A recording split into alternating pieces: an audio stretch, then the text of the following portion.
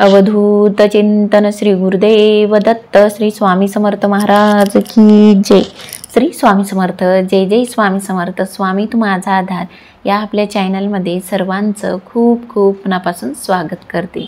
तर आज मी तुम्हाला देवी देवतांच्या मूर्तीची पूजा का करावी याविषयी माहिती सांगणार आहे। तर बघा, आपल्या हिंदू धर्मामध्ये सगुण व निर्गुण या दोन्ही प्रकारच्या उपासना असतात, पण सर्वसामान्य भक्त मात्र सगुण मूर्तीचीच उपासना करतात। उपासनेमध्ये पंचम श्रेणी म्हणजे मूर्तीपूजा आहे। बघा, माणसाचे मन खूप चंचल असते, ते इथे तिथे भटकत असते, इच्छा असूनही त्याला ताब्यात आणता येत नाही। या चंचल मनाला स्थिर करण्यासाठी मूर्तीपूजा केली जाते।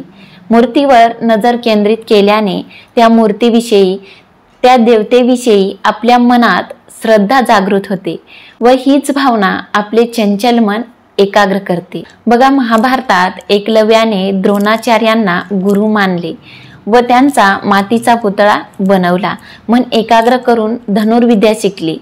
थोडक्यात मनाच्या एकाग्रतेसाठी मूर्तीपूजा आवश्यक आहे असे शास्त्रात सांगितले आहे। म्हणून देवी देवतांच्या मूर्तीची पूजा केली जाते। म्हणून देवी देवतांच्या मूर्तीची पूजा करणे आवश्यक आहे।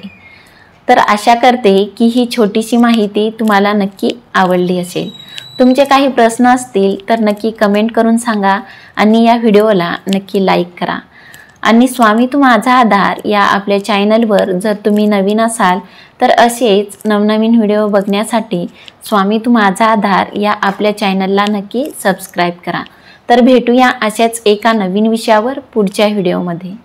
धन्यवाद। श्री स्वामी समर्थ, जय जय स्वामी समर्थ। श्री स्वामी समर्थ, जय जय स्वामी समर्थ।